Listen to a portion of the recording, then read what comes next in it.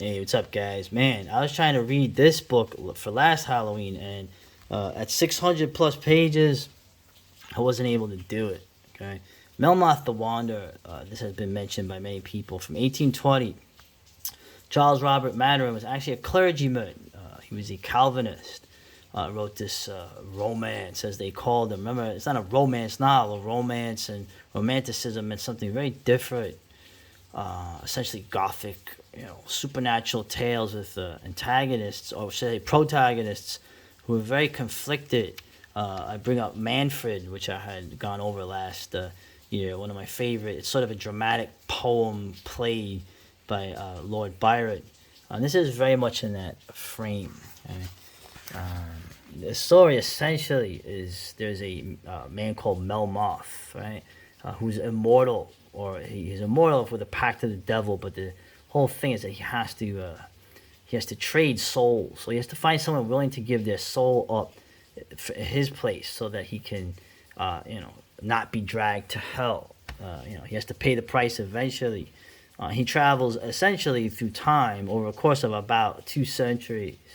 And it's related in the form of a journal, something you see as a something you see later in Poe. Okay, Poe read this too. Something you see later in Dracula. Okay, it's real quick with the intro. I like how usually intros are garbage, but this one was actually a really good one.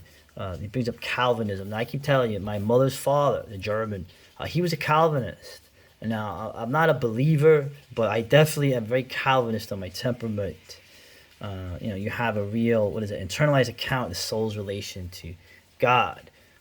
It makes you very rebellious against authority, because there's you and God, right, against the world, essentially. A world of darkness, a world of evil and sin, where, most people are just damned. And I like how they mentioned, was it William Godwin, the original anarchist, was an ex-Calvinist. He wrote some romances, obviously Mary Shelley, and this book, Memoirs and Confessions of a Justified Sinner. I gotta read that at some point. This is essentially, an anti-Catholic book. There's a lot. I mean, the biggest chapter deals with the horror of life in a Spanish, I guess you'd say, monastery, with the monks literally living as prisoners in like a horrific, almost like 1984 type situation, I guess you'd say. Uh, you know, and but he also has a lot in for his own.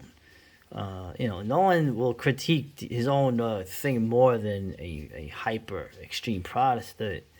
So it's just it's fascinating. But let me get to some. Let me read some of this stuff here. Essentially, in the form of a journal, Melmoth's descendant finds this and actually talks to someone who encountered him.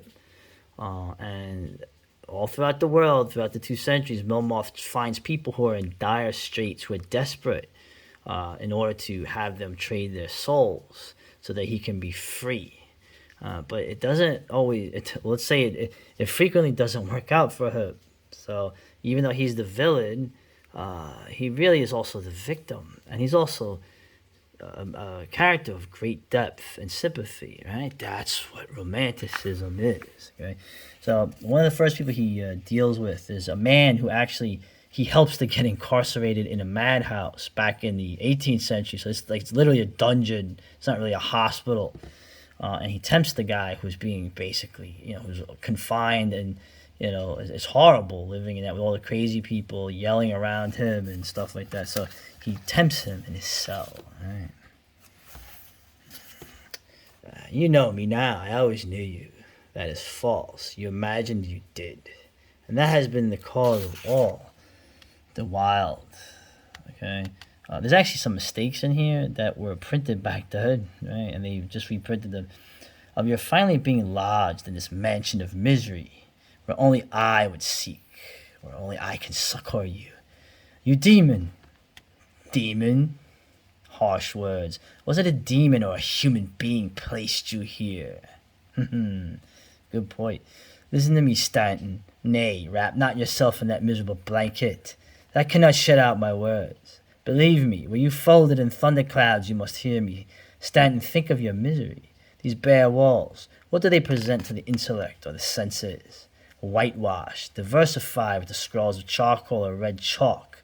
that your happy predecessors have left for you to chase over. You have a taste for drawing. I trust it will improve. And here's a grating, through which the sun squints on you like a stepdame, and the breeze blows as if meant to tantalize you with a sigh from that sweet mouth, whose kiss you must never enjoy. And where's your library, intellectual man, traveled man? He repeated in a tone of bitter derision. Where be your companions, your peaked men of countries? As your favorite Shakespeare has it, you must be content with the spider and the rat to crawl and scratch round your flock bed. I have known prisoners in the Bastille to feed them for companions. Why don't you begin your task? I have known a spider to descend at the tap of a finger, and a rat to come forth when the daily meal was brought, to share it with his fellow prisoner. How delightful to have vermin for your guests! Aye, and when the feast fails them, they make a meal of their entertainer. You shudder. Are you then the first prisoner who has been devoured alive by the vermin that infested his cell? Delightful banquet, not where you eat, but where you are eaten. Your guests, however, will be giving you one token of repentance while they feed. There will be gnashing of teeth, and you shall hear it and feel it too, perchance. And then for meals, oh, you are daintily off. The soup that the cat has lapped, and as a progeny has probably contributed to the hell broth. Why not? Then your hours of solitude deliciously diversified by the yell of famine, the howl of madness, the crash of whips, and the broken-hearted sob of those who, like you, are supposed or driven mad by the crimes of others. Stanton, do you imagine your reason can possibly hold out amid such scenes? Ah, what an asshole.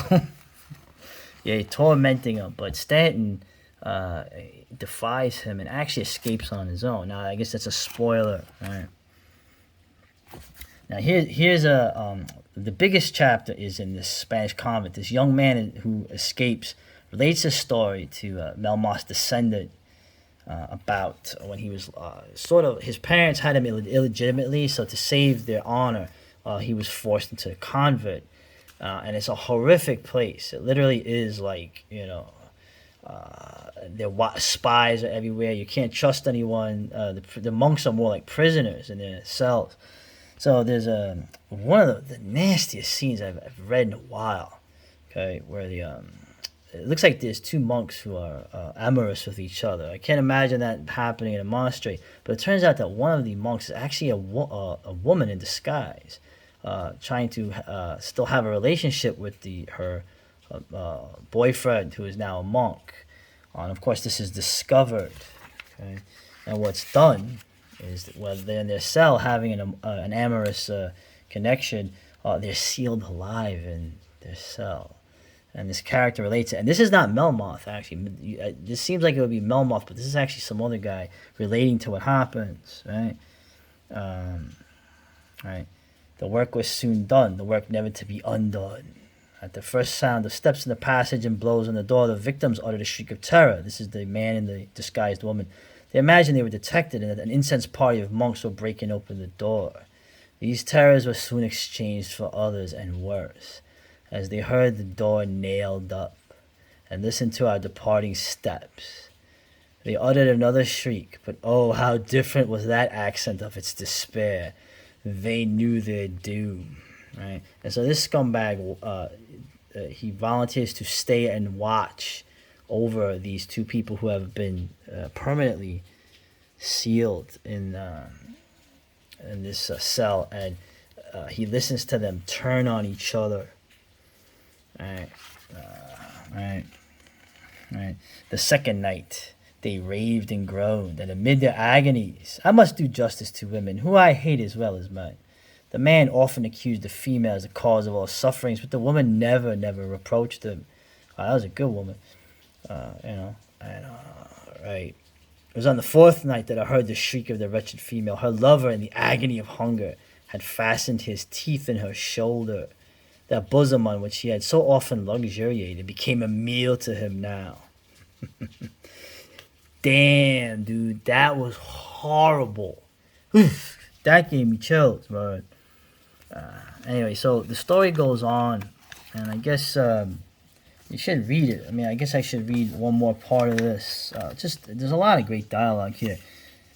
This is where the tragedy comes when Melmoth meets a girl, a Spanish girl who's shipwrecked in the Indian Ocean, but she grows up on an island by herself, and somehow is not killed because there's plenty of food there, and she's very much an innocent. So Melmoth decides to really take advantage of her. Right? Let's see, we go. Right. Beautiful Emily, or Christian, or whatever other name you choose to be called by. Nature, your first sponsor, baptized you with the dew of Indian roses. Your Christian sponsors, of course, spared not water, salt, or oil to wash away the stain of nature from your regenerated frame. And your last sponsor, if you will submit to the right, will anoint you with a new chrism. But of that hereafter, listen to me while I announce to you the wealth, the population, the magnificence of that region to which I shall endow you. The rulers of the earth are there, all of them. And they have, there be heroes and the sovereign and the tyrants. They are the riches and pomp and power. Oh, what a glorious accumulation. And they have thrones and crowns and pedestals and trophies of fire that burn forever and ever, and in the light of their glory blazes eternally. They are all you read of in story, your Alexanders and Caesars, your Ptolemies and Pharaohs. There be the princes of the Easts, the Nimrods, the Belshazzars, and the Holofernesses of their day. They're the princes of the North, the Odins and the Attilas, named by your church the scourge of God, the Alarics, and all those nameless and name-undeserving barbarians who under various titles and claims ravaged and ruined the earth they came to conquer. There be the sovereigns of the South and East and West, the Mohammedans, the Caliphs, the Saracens, the Moors, with all their gorgeous pretensions and ornaments, the crescent, the Koran, and the horsetail, the trump, the gong, and the atabal, or to suit it to your Christianized ear, lovely neophyte, the noise of captains and the shoutings. Right? There be also those triple-crowned chieftains of the West who hide their shorn heads under a diadem, and for every hair they shave demand the life of a sovereign, who pretending to humility trample on power, whose title is servants of servants, and whose claim and recognizance is Lord of Lords. Right? So this is Maturin actually also mocking his own. Very, very interesting. And so it goes on. Now, there's no super crazy supernatural stuff in this, but eventually things have to go to their conclusion. Right? And so the Wanderer's dream. Right? Melmoth wasn't able to find someone to take his place, and now he realizes it's his end. Right? And he sort of wants to face it alone. So his descendant and the Spanish dude who I mentioned before, right? They leave him to his fate. Right? I like this here. His last night of sleep, Melmoth, he dreamed that he stood on the summit of a precipice whose downward height no eye could have measured, but for the fearful waves of a fiery ocean that lashed and blazed and roared at its bottom, sending its burning spray far up so as to drench the dreamer with its sulphurous rain. The whole glowing ocean below was alive. Every billow bore an agonizing soul that rose like a wreck or a putrid corpse on the waves of Earth's ocean, uttered a shriek as it burst out against the adamantine precipice, sunk, and rose again to repeat the tremendous experiment. Every billow of fire was thus instinct with immortal and an agonizing existence. Each was freighted with a soul that rose on the burning wave, and torturing hope burst on the rock in despair, added its eternal shriek to the roar of fiery ocean, and sunk to rise again in vain and forever. Right. Suddenly the Wanderer felt himself flung halfway down the precipice. He stood in his dream, tottering on a crag midway down the precipice. He looked upward, but the upper air, for there was no heaven, showed only blackness, unshadowed and impenetrable. But blacker than that blackness, he could distinguish a gigantic outstretched arm that held him as in sport on the ridge of that infernal precipice, while another that seemed in its motions to hold fearful and invisible conjunction with the arm that grasped him, as if both belonged to some being too vast and horrible, even for the imagery of a dream to shape, pointed upwards to a dial plate fixed on top of that precipice, on which the flashes of the ocean of fire made fearfully conspicuous. He saw the mysterious single hand revolve. He saw it reach the appointed period of 150 years. He shrieked in his dream, and with that strong impulse, often felt in sleep, burst from the arm that held him to arrest the motion of the hand. Right, that's just the dream. And then it ends where he disappears. And the two protagonists, right, they just go home. Finis. Great book. If you have the time, read it later.